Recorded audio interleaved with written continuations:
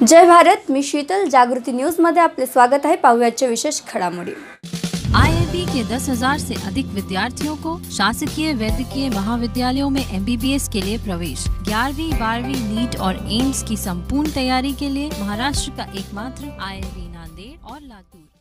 आशा कर रहे थे कि प्रधानमंत्री जी फाइनली ताली थाली, आकाश से पुष्प वर्षा और कोरोना नामक प्रकाशोत्सव के बाद लगभग 50 दिन के बाद, 50 दिन पहले जब ये लॉकडाउन बिगिन हुआ था तो कोरोना संक्रमित लोग कुछ संख्या में थे। आज वो संख्या बढ़कर 71,441 हो चुकी है, जिसमें 2,000 से ज़्यादा लोगों की मृत्यु हो चुकी है। तो but too little and too late, but finally कुछ पैकेज। मैंने भी दूसरे या तीसरे लाइव में, जबकि मैं कोई इकोनॉमिस्ट नहीं हूँ, मैंने इस बात का जिक्र किया था कि प्रधानमंत्री जी को जापान ने जिस वक्त डिक्लेयर किया था जीडीपी का 10% अपनी राहत पैकेज की घोषणा करनी चाहिए। विपक्ष लगातार दबाव दे रहा था कि दिल्ली विस्टा को कैंसिल करिए, बुलेट ट्रेन को कैंसिल करिए, प्रवासियों को सुरक्षित करिए। लेकिन तो आशा मेरी भी थी कि विगत 50 दिनों के इस सोशल डिस्टेंसिंग और आइसोलेशन ने हम सबको एक प्रकार के आत्मबोध और आत्मचिंतन की स्थिति में खड़ा कर दिया है। तो कभी कभी सेल्फ हमें ये रियलाइज़ होता है कि हम अपने सर्वेंट से, अपने डोमेस्टिक हेल्प से, अपने ड्राइवर्स, माली, गार्ड, चौकीदारों से कैसा बिहेव कर रहे थे, हमारे ऑफिसेज की क्या स्थिति है। ज़िंदगी एकदम से बदली। तो मैं ये एक्सपेक्ट कर रही थी कि इस 50 दिन के आत्मबोध के बाद आज जब भारत के प्रधानमंत्री हमें संबोधित करेंगे तो कुछ सारगर्भित तथ्य ज़रूर निकल कर आएंगे। Too little too late, but जो ये पैकेज की घोषणा हुई है ये कुछ अभी डायरेक्शन लेस है, क्योंकि इस वक्त जो देश के सामने बहुत बड़ा संकट है वो हेल्थ इंफ्रास्ट्रक्चर और माइग्रेंट वर्कर्स का है। जैसा कि 8 नवंबर 2016 में भी कहा गया था कि 50 दिन हमें दीजिए और सब कुछ सुधर जाएगा। अभी 25 मार्च को भी कहा गया था कि 21 दिन हमें दीजिए, सब कुछ सुधर जाएगा। लेकिन जो 2014 का ट्रैक रिकॉर्ड है वो कहीं ना कहीं विश्वसनीयता उत्पन्न नहीं करता। ऐसा हो, ऐसी हमें आशा है, लेकिन ऐसा होता नहीं है। प्लस जो विगत कुछ समय से हम देख रहे हैं, तो मैं ये आशा कर रही थी कि राज्य सरकारों को उनका बजट का पहले भुगतान हो, उनको इतनी ढील दी जाए कि वो अपने डीएम, एसडीएम, सीएचसी, पीएचसी के साथ तालमेल बैठा सकें। दुनिया के 140 देशों को देखने के बाद भारत में 1146 या 66 टेस्टिंग प्रतिदिन किसी 1 मिलियन पर हो पा रही हैं। पीपीई किट्स की हालत हम देख ही रहे हैं। जिस पत्रकार ने दिखाया उसको एसटीएफ वाले ले गए। मीडिया हालांकि मेन स्ट्रीम का लगातार, अभी टाइम्स नाउ के सर्वे के मुताबिक मोदी जी की लोकप्रियता में और इजाफा हुआ है, जो आज इस घोषणा के बाद और कई गुना बढ़ने वाला है। लेकिन क्या माइग्रेंट वर्कर्स को लेकर इसमें कुछ है, या जो ये लेबर लॉज के रिफॉर्म के नाम पर 35 से 38 श्रम सुधार के जो संशोधन किए गए हैं, अब तो पीएफएसआई हैंडलिंग भी शायद हटने जा रहा है और रजिस्टर बनाने की भी जरूरत नहीं है। तो ऐसा तो नहीं है कि अपने व्यापारिक मित्रों और उद्योगपति बंधुओं के लिए ये 20 लाख करोड़ का पैकेज भी एक सुनहरे अवसर में, ये आपदा जो है धन उगाही के एक अवसर में तब्दील हो जाए। इसमें असंगठित क्षेत्र के लिए क्या है, संगठित के लिए क्या है, कामगार के लिए क्या है। वो जो 40 करोड़ लोग यूनाइटेड नेशंस के सहयोगी लेबर ऑर्गेनाइजेशन के मुताबिक लगभग गरीबी रेखा से नीचे जा चुके हैं, वो लगभग 12 करोड़ लोग जो गरीब अपनी जॉब गंवा चुके हैं, वो एमएसएमई सेक्टर जो लगभग बंद हो चुके हैं। 50 दिनों में बहुत कुछ बदल चुका है।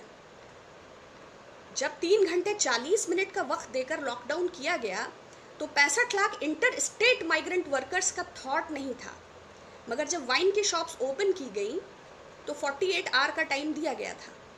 उसमें कोई सोशल डिस्टेंसिंग और 2 गज की दूरी का भी शराब की दुकान के बाहर कोई मानक नहीं था। तो सरकार से बहुत सारी अपेक्षाएं हैं, बाकी तो इसको इकोनॉमिस्ट ज़्यादा एलैबोरेट करेंगे, लेकिन फिर भी कुछ 2 महत्वपूर्ण 3 चीज़ें मोदी जी ने कही हैं। I would like to explain it. पहला तो संवेदना उन्होंने व्यक्त की है, थैंक्स गॉड। इसकी आवश्यकता भी बहुत ज़्यादा थी, क्योंकि जो हालात हम देख रहे हैं, कौन है वो जिन्हें राशन मिल पाया है, जिनके अकाउंट में धन पहुंचा है, जो डायरेक्ट बेनिफिट स्कीम से लाभान्वित हुए हैं, वो लाभार्थी मुझे तो विजिबल नहीं है। आत्मनिर्भर भारत, अभी कुछ दिन टेस्टिंग किट और पर्सनल प्रोटेक्शन इक्विपमेंट्स का, मास्क का इतना अभाव हो रहा है, तो अब आगे क्या हो रहा है। आपदा एक अवसर है, इसमें कोई दो राय नहीं है। 16 लाख सरकारी कर्मचारियों के 6 से अधिक भत्ते भी इस आपदा के बहाने से ख़त्म कर दिए गए हैं। जो लगातार काम करते हैं अब उनके लिए भी, और श्रम सुधार के नाम पर मजदूर वर्ग के साथ जो अत्याचार हो रहा है उस पर तो हम अभी बात करेंगे। एक अतुल सूद इकोनॉमिस्ट है, उन्होंने डिजास्टर को इस गवर्नमेंट की कैपिटलिस्टिक अप्रोच के लिए एक अपॉर्चुनिटी, एक गोल्डन अपॉर्चुनिटी कहा है। तो ये डायरेक्शन लेस है फिलहाल, क्योंकि जो हेल्थ इंफ्रास्ट्रक्चर और जो माइग्रेंट वर्कर्स को हेल्प चाहिए था उसको ये गवर्नमेंट कितना सुनिश्चित कर पाएगी इस पर पूरी तरह संदेहास्पद है। और ज़्यादा चांसेस इस बात के हैं कि ये फ़ायदा उन्हीं पूंजीपतियों के रास्ते, उन्हीं उद्योगपतियों के पास पहुंचने के पूरे चांसेस हैं आत्मनिर्भरता के नाम पर, जिनसे बचने के लिए हम सड़क मजदूर, ट्रैक पटरी जो हम देख रहे हैं। दूसरा, उन्होंने कहा कि वसुधैव कुटुंबकम, जय जगत, दुनिया में हमारी भूरी भूरी प्रशंसा हो रही है। एग्जैक्टली हो तो रही है, क्योंकि यूनाइटेड स्टेट्स के उस कमीशन ने भी हमें सीरिया और पाकिस्तान के लिस्ट में शामिल कर दिया है। और विगत 2014 के बाद जितनी लिंचिंग्स भारतवर्ष ने देखी हैं उतना विगत 17 वर्षों में कभी देखी नहीं गई। तो निश्चय ही दुनिया हमारी ओर देख रही है, हम एक नए भारत का निर्माण कर रहे हैं। दूसरा, टेक एक्सपर्ट्स ऑफ इंडिया, बहुत सारा टैलेंट है। अगर इतना टैलेंट है तो आरोग्य सेतु जैसे ऐप को गो आईबीबो और मेक माई ट्रिप जैसी कंपनीज क्यों बनाती हैं, जिसमें 40% भागीदारी चाइनीज़ है। भारत के टेक का तो सत्या नडेला से सुंदर पिछोई तक और सिलिकॉन वैली से पूरी दुनिया में डंका है। तो फिर ये 40% चाइनीज़ हिस्सेदारी वाली कंपनियां हमारी निजता और गोपनीयता को ताक पर रखते हुए भारत सरकार क्यों आरोग्य सेतु ऐप इनसे बनवा रही है, ये भी एक्सप्लेन करना चाहिए। ठीक है, package is definitely a good thing जब ये एक्सप्लेन हो जाएगा, but what about PM cares? National disaster management act की अनदेखी के चलते देश ने इस आपदा में भयंकर कष्ट और संकट का सामना किया। जब नेशनल रिस्पॉन्सिव फंड में 3800 करोड़ रुपया था तो नया फंड आरटीआई और सीएजी के दायरे के बाहर क्यों बनाया गया, और अभी तक उसे ये पारदर्शिता सुनिश्चित क्यों नहीं की गई कि कितना धन आया और कितना खर्च हुआ? क्योंकि ऐसा ही एक फंड पुलवामा मार्टरायर्स के समय भी बनाया गया था, जब हमारे प्रधानमंत्री मैन वर्सेस वाइल्ड की शूटिंग कर रहे थे। उस फंड के भी ट्रांसपेरेंसी का कुछ अभी तक पता नहीं चला। और जो 40 जवान इंटेलिजेंस फेल्योर से शहीद हुए उसकी जिम्मेदारी और खेद भी माननीय प्रधानमंत्री जी द्वारा व्यक्त नहीं किया गया, इसका मुझे दुख है। नमस्कार नीरज कुमार जी। दूसरा, उन्होंने कच्छ गुजरात का उदाहरण दिया। अगर गुजरात का 15 साल का मॉडल इतना हिट था तो अहमदाबाद में 5000 से ज़्यादा कोरोना संक्रमित हैं। हेल्थ इंफ्रास्ट्रक्चर की क्या पोजीशन है जो केरला से डॉक्टर्स बुलाने पड़ रहे हैं? अभी इसी अहमदाबाद में 20 दिन पहले मैंने अपने लाइव में बताया था कि अहमदाबाद के एक हॉस्पिटल में स्वास्थ्य मंत्री के कहने पर दोनों समुदायों के लिए अलग अलग बेड्स लगाए गए थे। 600 अलग समुदाय, 600 अलग समुदाय। तो नए भारत की नई तस्वीर है या ये बददुआओं का परिणाम है? तो कोई सैलरीज वालों के लिए या संगठित असंगठित के लिए या माइग्रेंट्स के लिए या पुअर्स के लिए या लेबरर्स के लिए या वेज वर्कर्स के लिए या ठेले रेहड़ी पटरी वालों के लिए या जिनके पास Aadhaar card, ration card, Antyodaya card जैसी सुविधाएं नहीं हैं उनके लिए, या जो हजार किलोमीटर पैदल चलने के लिए विवश हो गए उनके लिए संवेदना तो व्यक्त करनी थी। पैकेज आपका जब 5 किलो राशन नहीं पहुंचा तो देशवासी आप पर ये कैसे यकीन करें कि ये पैकेज उन तक पहुंचेगा? न मालूम कब पहुंचेगा। तो ये आर्थिक सुधार जो है वो पूंजीपतियों के लिए एक, ये आपदा जो है ये सुअवसर होगा उनके लिए जिन्हें मजदूरों के अधिकारों का अतिक्रमण करना है, उनके लिए ये डेफिनेटली अवसर होगा। और आपके लिए ये अवसर होगा उन 16 लाख कर्मचारियों के अधिकारों को रौंदने का।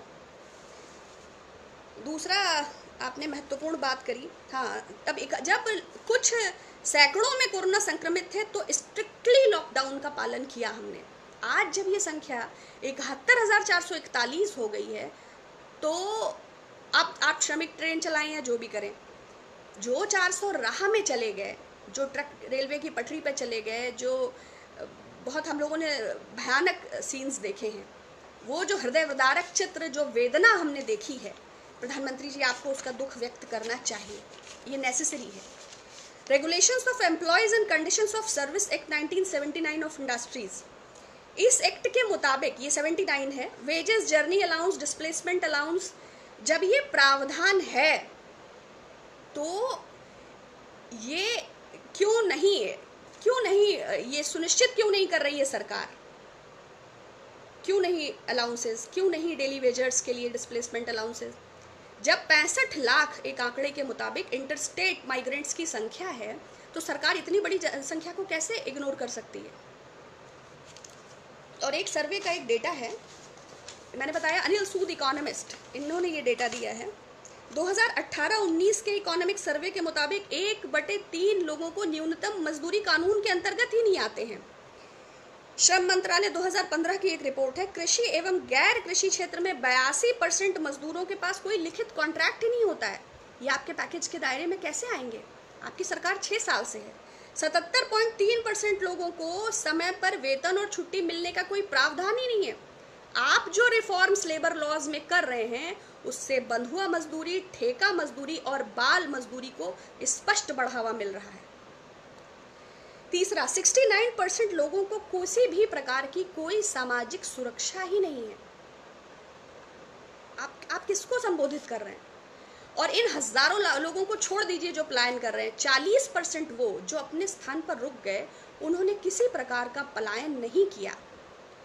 वो लाइनों में लग के 2-2 किलोमीटर जाके वो लोग रोटी खा रहे हैं।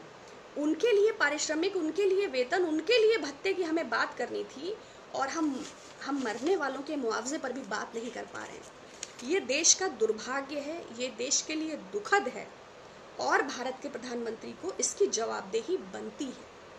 आपको जिम्मेदारी लेनी पड़ेगी उन डॉक्टर्स की जो पर्सनल प्रोटेक्शन इक्विपमेंट्स के अभाव में काम कर रहे हैं, एम्स द्वारा लिखी गई उन चिट्ठियों की जिनको नज़रअंदाज करते हुए आपने ऐन मौके तक निर्यात को जारी रखा। आपको जिम्मेदारी लेनी पड़ेगी कि WHO के पैंडेमिक घोषित करने के बाद भी आपने इस चेतावनी को गंभीरता से नहीं लिया, और अब आपकी सरकार के जिम्मेदार लोग सिर्फ सोशल हार्मनी एंड पीस को डैमेज कर रहे हैं। आपने अपनी नाकामियों को छुपाने के लिए तबलीगी प्रोपेगेंडा को प्रोजेक्ट किया। आपको इस बात की रिस्पॉन्सिबिलिटी लेनी पड़ेगी। आप एक पैकेज की घोषणा करके अपने संवैधानिक दायित्वों से मुक्ति नहीं पा सकते।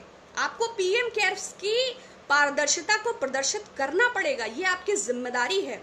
आप हिंदुस्तान के निजाम या शहंशाह नहीं हैं, एक लोकतांत्रिक पद पर बैठे हुए एक जिम्मेदार प्रधानमंत्री हैं, और हम आपसे आशा करते हैं कि उपदेश, प्रवचन, भाषण के अतिरिक्त जिम्मेदारी का प्रदर्शन करें, स्पष्टता दिखाएं अपने वक्तव्यों में। ये नैतिक शिक्षा की क्लासेस बंद कीजिए। Be very genuine, be very practical and reply and show some dignity and respect to those who are poor. वही ग्रामीण अर्थव्यवस्था की रीढ़ है। आपको याद होगा प्रधानमंत्री जी ने कहा था कि मनरेगा कांग्रेस की विफलताओं का स्मारक है और मैं इसका गाजे बाजे से ढोल पीटता रहूंगा। आज सुशील मोदी जी बिहार में कहते हैं कि वो गरीब की रोटी का निवाला है, उसकी थाली का। आज शिवराज सिंह मध्य प्रदेश में कहते हैं कि वो रीढ़ है हमारे ग्रामीण मध्य प्रदेश की। इस वक्त आपको माफ़ी मांगनी चाहिए विपक्ष से, और आपको माफ़ी मांगनी चाहिए उन मजदूरों से जिनका आपने मजाक उड़ाया। आपको धन्यवाद करना चाहिए खाद्य सुरक्षा कानून का और मनरेगा का, और आपको भी ज़मीनी नीतियाँ बनानी चाहिए।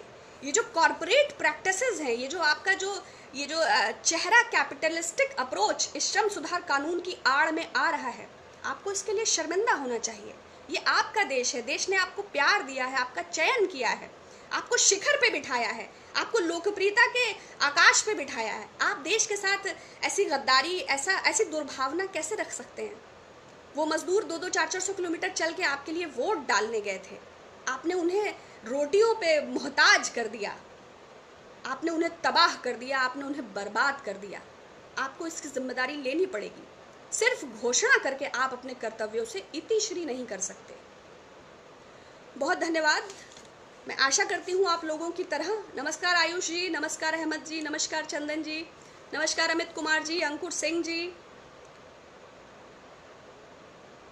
किसी के पीछे किसी को छुपने की आवश्यकता नहीं है। हम भारत गणराज्य के नागरिक हैं और ये हमारे अधिकार हैं। बहुत धन्यवाद। फिर पुनः बात होगी। जागृती न्यूजला प्रथमच पाहत असाल तर जागृती न्यूजला शेअर्स, लाईक, सबस्क्राईब करा, जेणेकरून मीडियामध्ये काम करणाऱ्या लोकांना प्रोत्साहन मिळेल। आणि हो, नेहमी जागृत रहा।